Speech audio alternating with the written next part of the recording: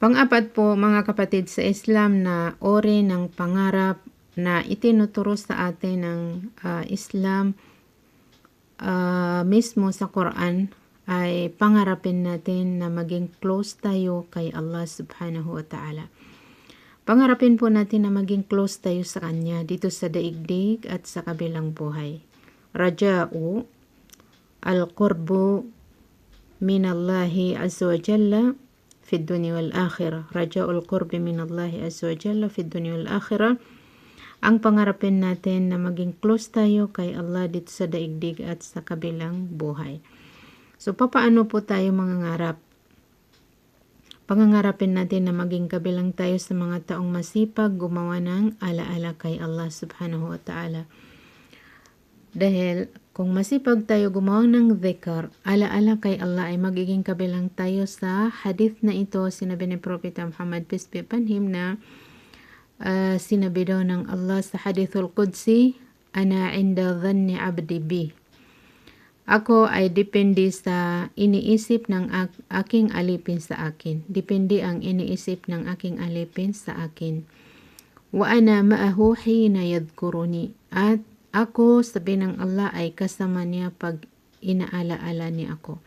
So, alam po natin na habang binabasa natin ang Quran ay, yun ay alaala kay Allah. Habang nakikinig tayo ng mga lecture about kay Allah, basta Islamic lecture ay talagang maaalaala natin ang Allah. Pag naggawa tayo ng dhikr, sinasabi natin la ilaha illallah, basta lahat ng nababanggitan kay Allah subhanahu wa ta'ala itinawag na dhikr. So sinabi dito ng Allah sa hadithul Qudsi na ito, na wa ana ma'ahu hina yadhkuruni. At ako ay kasama niya sa oras na ako ay kanyang binabanggit. Fa in dhakarani fi nafsihi, pag binanggit niya ako sa kanyang sarili.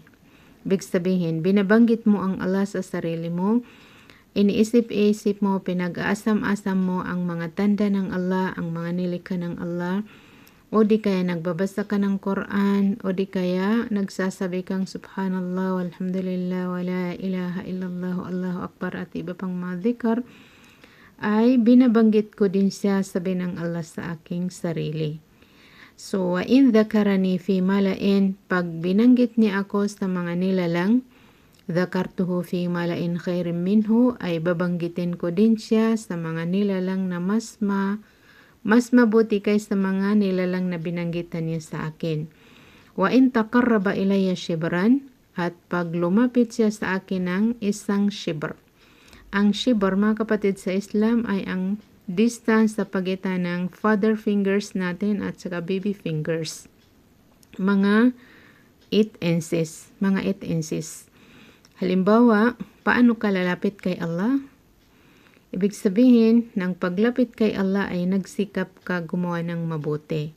So, tuwing nagsisikap kang gumagawa ng mabuti para kay Allah ay nakakalapit ka sa Kanya.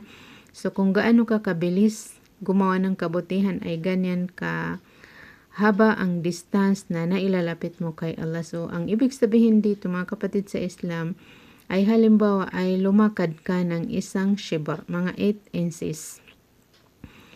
Ay, sabi ng Allah, taqarrabtu minhu dhira'an, lalapit ako sa kanya ng dhira'. Ibig sabihin, naglakad ka ng 8 inches, maglalakad din ang Allah upang magtagpo kayo ng mas malawak na distance kaysa linakad mo, dahil ang ilalakad ni halimbawa ay dhira. Ibig sabihin ng isang dhira ay mula sa dulo ng ating mga daliri hanggang sa siko.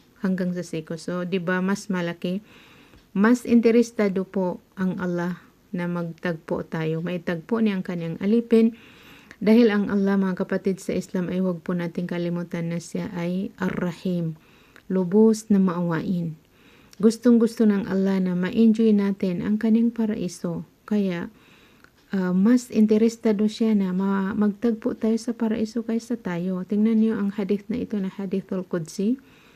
Kung mabagal ka gumagawa ng kabutihan para maging close kayo, ay mas mabilis siya maglakad kayo para magtagpo kayo. So ito ay mga flowering words na ang ibig sabihin ay hindi yung tunay na paglakad kundi ang pagsunod.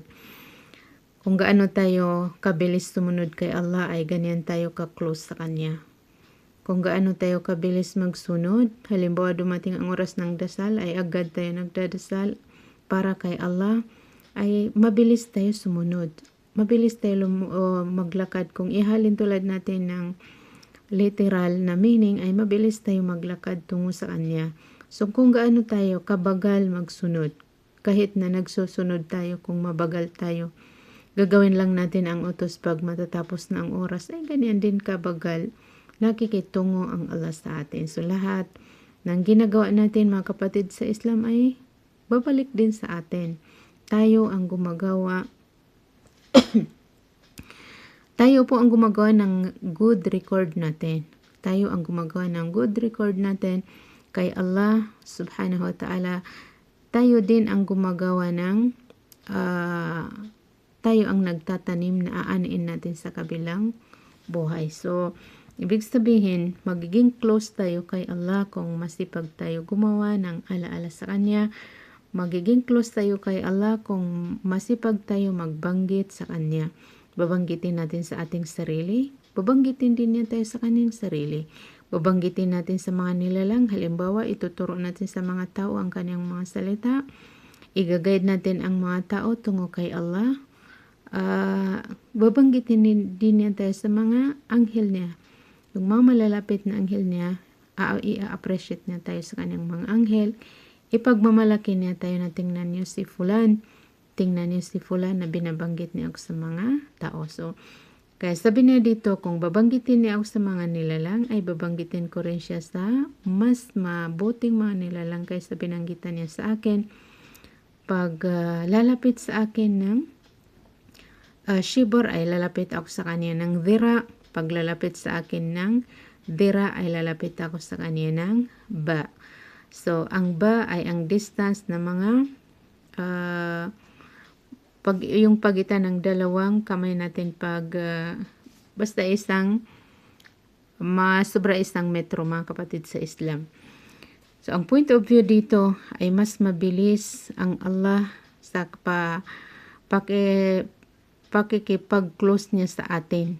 So, hindi naman tayo maging close sa Kanya kung wala tayong pangarap. Kaya, ang pangangarapin po natin mga kapatid sa Islam ay maging close tayo sa Kanya dito sa daigdig.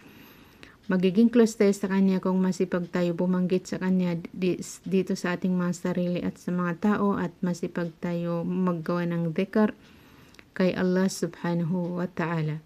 So, yan ang paglapit natin sa Kanya. Pangalawang, maging malapit tayo kay Allah dito sa daigdig ay sa oras na tayo ay nakasujud.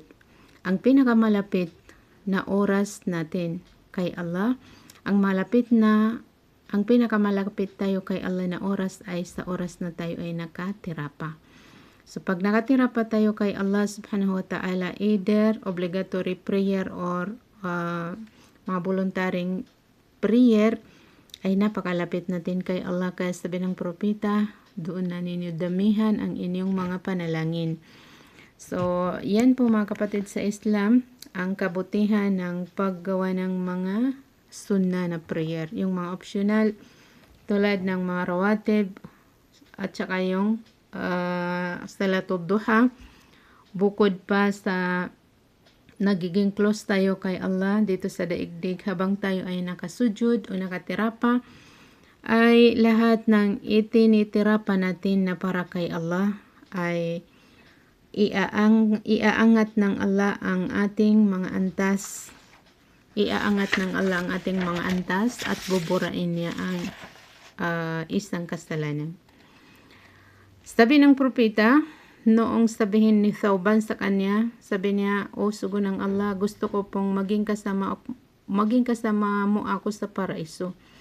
Sabi ni Propeta Muhammad, peace be upon him, sa kanya, "A'inni ala nafsika bi kathrati sujud." Tulungan mo ako sa sarili mo sa pamamagitan ng damihan mo ang iyong pagsujud. So, paano natin dadamihan ang pagsujud, mga kapatid?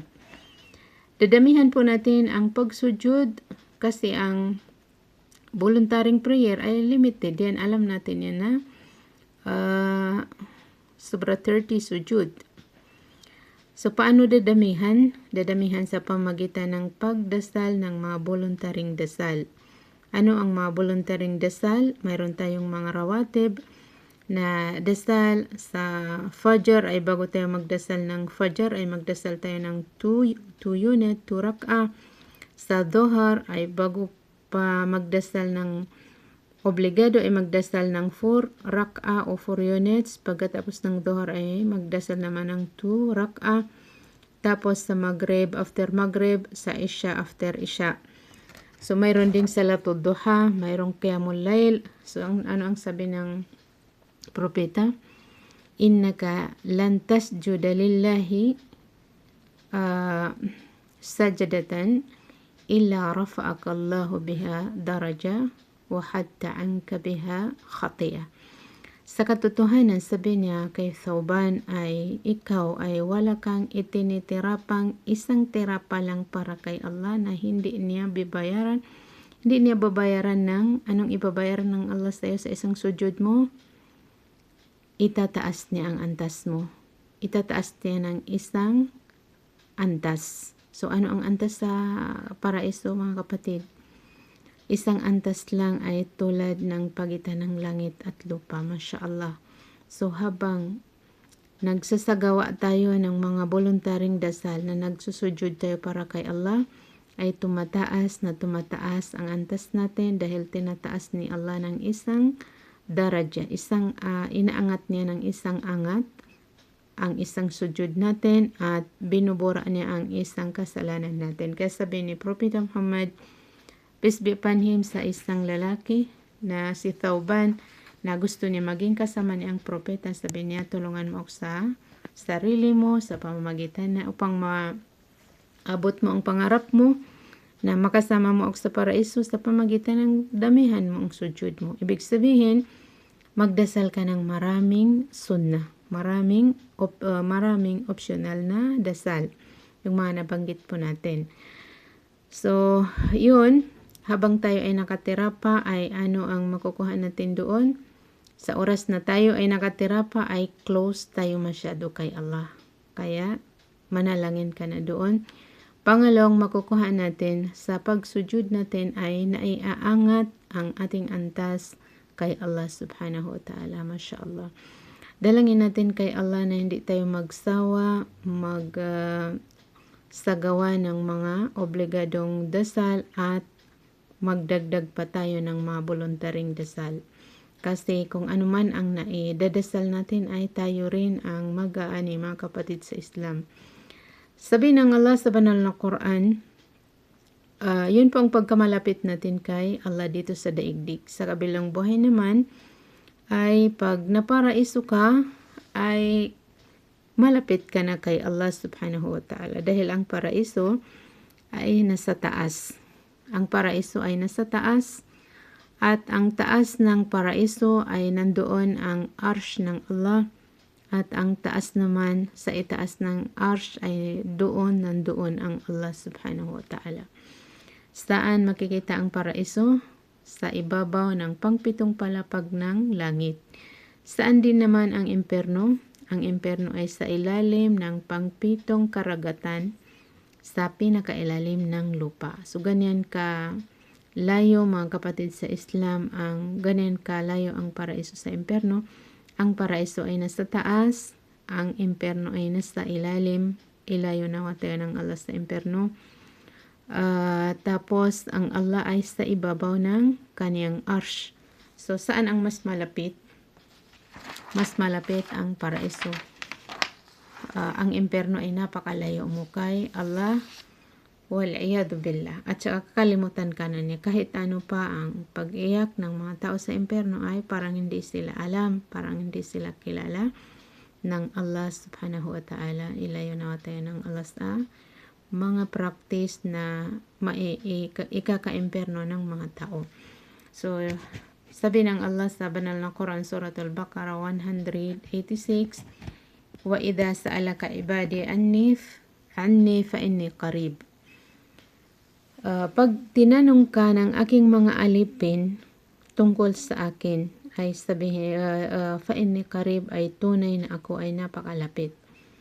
Napakalapit ang Allah sa atin, mga kapatid sa Islam, kahit na doon siya sa ibabaw ng kanyang arsh na sa unahan pa ng pangpitong palapag ng langit.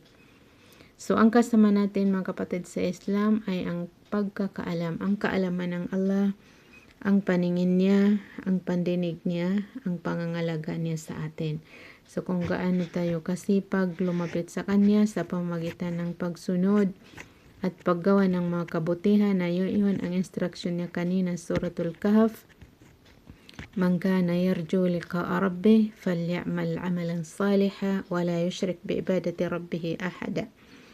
So, kung gaano tayo kasipag gumawa ng mga mabubuti at gaano tayo umiiwas ng pagtambal kay Allah sa ating mga ibada, ay ganyan tayo kalapit sa Kanya.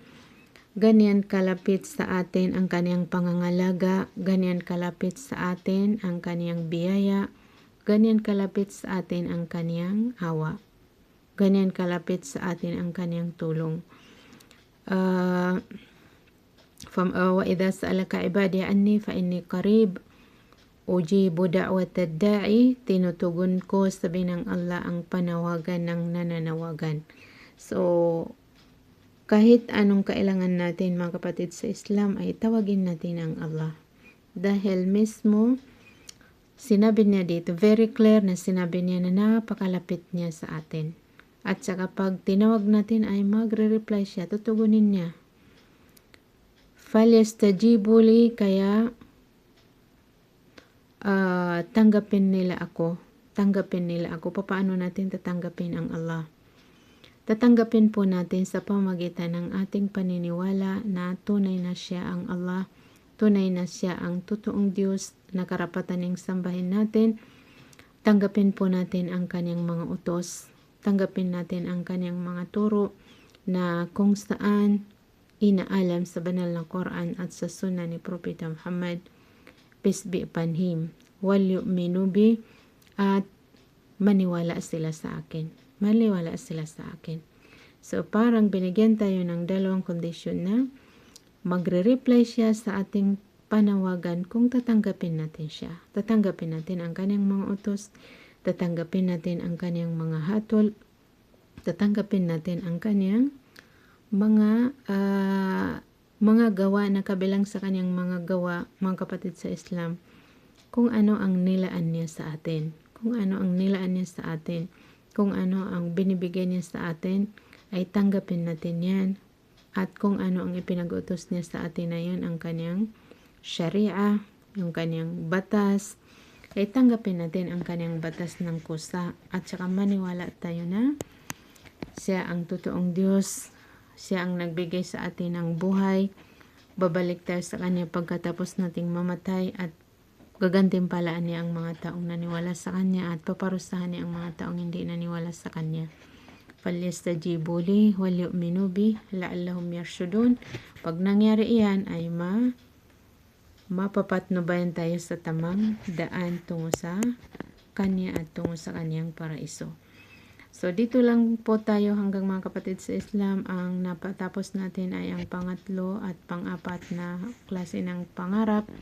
Pangatlong pangarap na napag-aralan natin ay ang pangarapin natin na maipagtagpo natin ang Allah na kataas-taasan at kagalang-galang. Pang-apat ay ang pangarapin natin na maging close tayo kay Allah dito sa daigdig at lalo na sa kabilang buhay.